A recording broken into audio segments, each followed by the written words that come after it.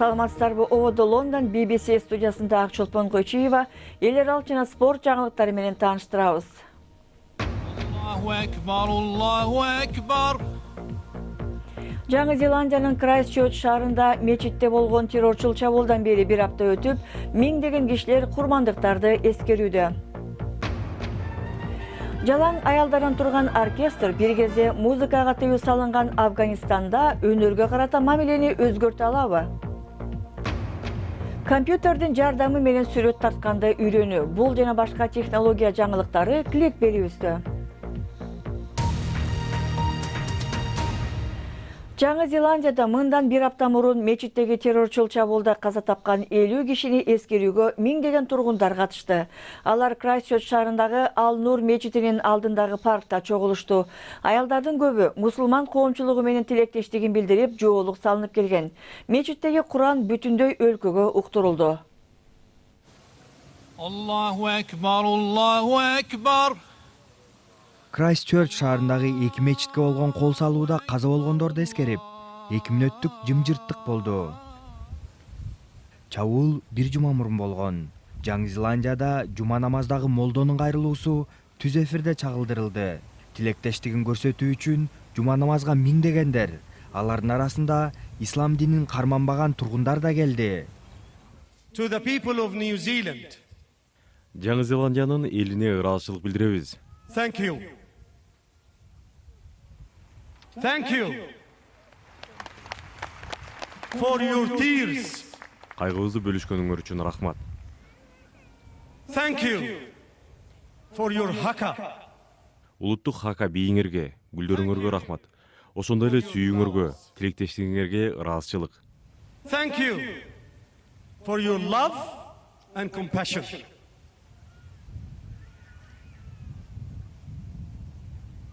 To our Prime Minister, thank you. Биздин өкмөт башчыга рахмат.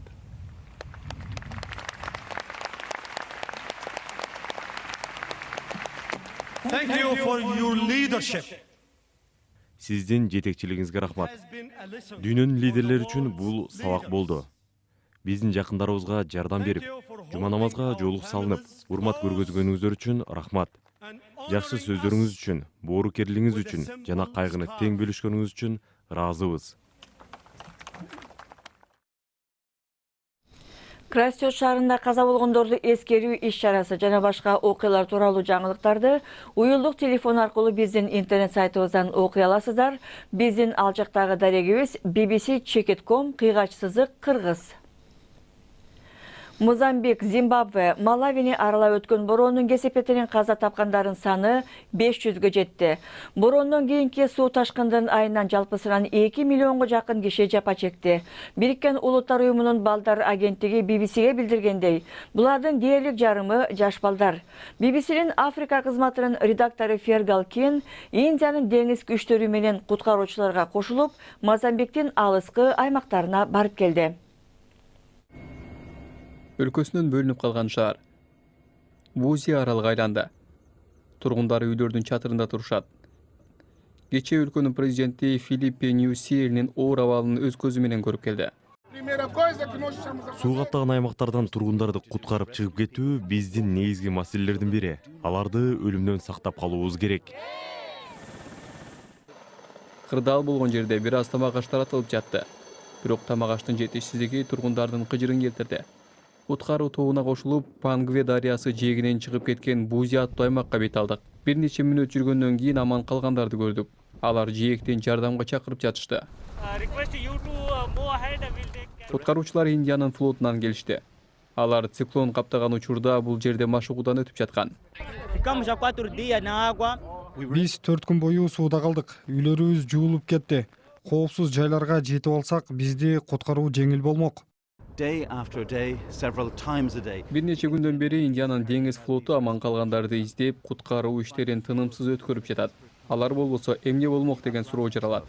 What would happen if they weren't here? Аман калган тургундарга шыккалган балыкчылардын кайыктарын көрдүк. Ал балыкчылар өздөрү үйсүз калышты. Бейра аймагына барганда карларга жана жаш балдарга биринчи медициналык жардам көрсөтүлүп жатканын көрдүк. Түштүк Африкалык куткаруу топтору тик учак менен күнү түнү дебей аман калган тургундарды куткарып жатат. Бул Бузидеги аянттагы жагдай. Куткаруу иштерин жүргүзүүгө берилген каражат ченелүү болгондуктан абал курчуп баратат. Бузинин суу алдында калган биринчи имараты көрүнгүчө биз жээкти бойлой кете бердик. Үйлөрдүн үстүндө күтүүгө аргасыз болгон тургундарды көрдүк. Бул жерде куткаруу топтору келерин уккандар топтолуп жатышты. Тегеректе балдарым куткарылсын деген энелер. Тургундар мындай уур кыйынчылыктарга туш болобуз деп эч ойлобосо керек. Биздин кеме жээктен жылган сайын ала кет деп сурангандар көп болду. Акыры бул улгайган аялды да сала кетишти. Артка келе jaтканда Индиянын аскери флоту дагы 67 кишини куткарып алды. Калгандар эртеңки күндү күткөн бойдон кала беришти. BBC Кыргыз кызматын көрүп жатасыздар. Эл аралык жаңылыктар менен тааныштырууну улантабыз. Венесуэла оппозициясынын лидери Хуан Гуайдо Каракаста камакка алынган кеңешчисин бошотууну талап кылды. Чалгындоо кызматы Роберто Мареранын үйүнө рейд жасагандан кийин бул кишинин дайыны чыкпай калды. Венесуэланын өкмөтү Роберто Мареро чабуул даярдап жаткан деп билдирди. Гуайдонун айтуусунда анын кеңешчисин камап, үйүнө атайын курал-жарак таштап кетишкен. Европа биримдигинин лидерлери Британиянын парламенти премьер-министр Тереза Мейдин Брекзит боюнча келишимин эми 2 аптада жактаса, өлкөнүн уюмдан чыгышын 29 марттан 22 майга жылдырууга макул болушту. Эгер парламент келишимди колдобосо, мөөнөт 12 апрелге чейин гана жылдырылат. Анда Британия уюмдан келишими жок эле чыгуу иш-чараларын көрмөкчү. Буга чейин парламент келишимди 2 жолу четке каккан. Кытайдын чыгышындагы химиялык заводдо жардыруу болуп, 47 киши каза тапты, 90 адам жаракат алды. Жер семирткич чыгарган заводдо адегенде өрт чыгып, андан соң катуу жардыруу болгон. Мамлекеттик маалымат каражаттары билдиргендей, заводдо коопсуздук талаптары начар экендиги тууралуу ишкананын ээсине былтыр эле эскертүү берилген экен. Түндүк Корея менен түштүк менен чек арадагы Кесоң шаарында Кореялар аралык кызматташтыкты чыңалуу боюнча кеңседеги кишилерин чыгарып кетти. Бул кеңсе эки Кореянын ортосундагы сүйлөшүүлөрдү өнүктүрүү үчүн атайын ачылган эле. Мындан мурдаракта АКШ Түндүк Корея менен кызматташкан кытайлык эки компанияга санкция орнотуп койгон. Бир нече апта мурда президент Трамп менен Ким Чен Ын ортосундагы жолугушуу дагы майнапсыз аяктаган эле. Афганистанда жалаң айымдар катышкан оркестр учурунда музыкага толук тыюу салынган өлкөдө алардын укуктарын бекемдөөгө жардам берет. Жакынкы чыгыштагы музыка кудайынын ысмына жараша Зухра деп аталган бул ансамбль Лондонда биринчи концертин өткөрдү.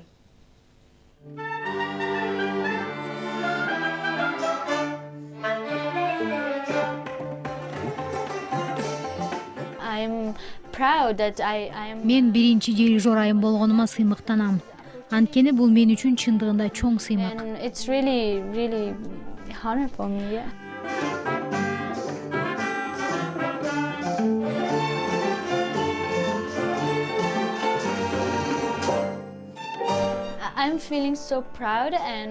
Бул кыздардын баары менен сыймыктанам. Себеби баарынын көйгөйлөрү бар. Айрымдары атасынан айрылса, айрымдарынын үй бүлөсүндө көйгөйлөрү бар. Ошондой болсо да алар мыкты кыздар. Алар өз укуктары үчүн күрөшүүдө. Анын баары жакшы жашан. Мен өзүмдү асманда эркин учуп жүргөн куштай сезем.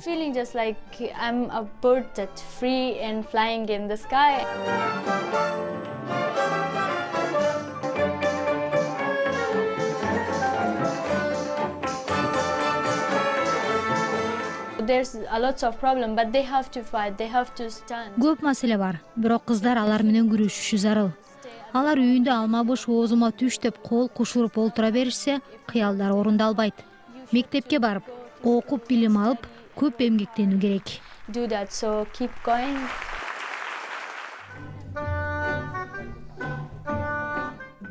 involving girls in music. Кыздарды музыкага тартуу Оганстанда каршылыктарды жаратып келген. Себеби талибандардын учурунда ага карата терс көз караштар калыптанган. Ошол учурдагы өспүрүмдөр азыр чоңоюп калышты. Аларда бут тосуп келишет.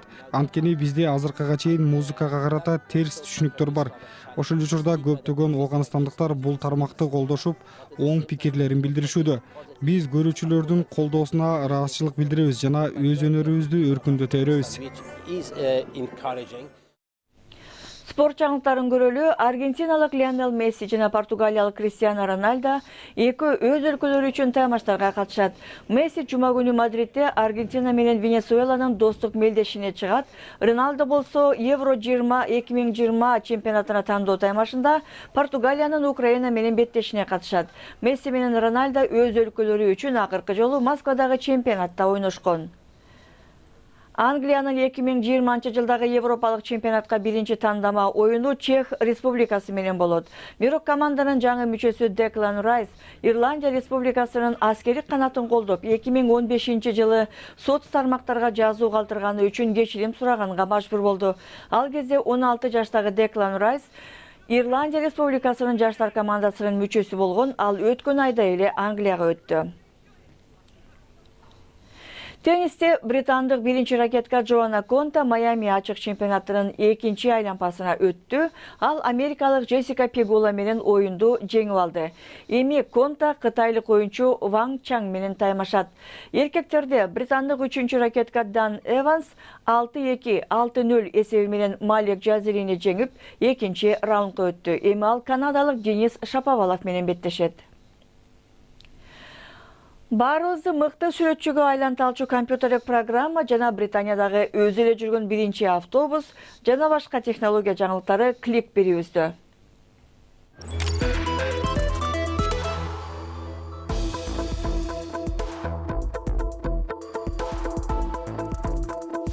Муну караңыз, рул өзү башкарылууда. Бул автобус кадимкидей көрүнүшү мүмкүн, бирок ал айдоочусу жок башкарылууда. Британиянын Манчестер шаарында алгачкы жолу өзү жүргөн автобусту сыноодон өткөрүштү. Алар кантип жолдо жүрө алат деп сарсана болбоңуз. Анткени мындай коомдук транспорттор жолдо жүрүш үчүн адегенде жол эрежеси өзгөртүлүшү керек. Буюм тайымдарды бир жерден алып башка жерге коюуда эми роботтор жардам бере алат. Бул крам деп аталган робот. Анын механикалык колу буюмдарды жылдыра алат. Болгону ал буюмду каерден алып, каерге коюну жана кантип коюну роботтун программасына киргизип коюу керек. Робот баарын иреттеп коет. Google компаниясы компьютерге көчүрбөстөн ойноого мүмкүн болгон онлайн оюн чыгарды. Stadia деп аталган видео оюнду ушул жылдын аягында АКШ, Канада жана Европанын көпчүлүк бөлүгүндө көрүүгө болот. Бирок Google оюнчулар күткөн оюндарды чыгаруу боюнча үн катпастан айрым оюндарды өздөрү чыгарарын айтууда. Сүрөт тартууга кызыгасызбы? Жаңы жасалма акыл программасы калемиңиздин сүртүмдөрүн сүрөткө айланталат. Jawken деп аталган мындай программаны иштетүү үчүн болгону тоо таштын формасын чийип коюу жетиштүү. Программада көп сүрөттөр камтылгандыктан компьютер сиз чийген форманы кооз пейзажга өзгөртө алат. Жада калса ал сиздин сүрөтүңүзгө жарык берип, анын көлөкөсүн да тартат.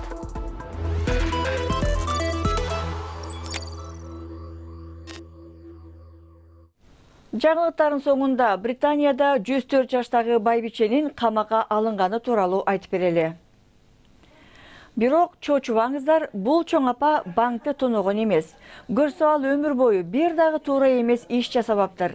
Чиркейди дагы чаппаптыр. Бристолдо жашаган Анна Брокенброу өмүрүнүн соңунда полицияга түшүп калуу кандай болду экен деп кызыгып билгиси келген. Андыктан полиция келип колуна кишен тагып, сирена коюлган машина менен станциясына алып келип сурак алган. Бул окуясы тууралуу 104 жаштагы апа өтө кызыктуу болду дейт. Дүйнөдө кызык адамдар көп, аябай тамаша көй апа экен. Интернет сайтыбызды сиздердин эсиңизге сала кетейин. Интернет дарегибиз bbc-kyrgyz.com сайтыбыздан жаңылыктарды окуп, бүгүнкү радиосу дагы уксаңыздар болот. Биз бери өстүшү менен жыйынтыктайбыз. Аны алып барган Акчулпон Койчиева. Дем алыш күндөр көңүлдүү өтсүн, саламатта болуңуздар.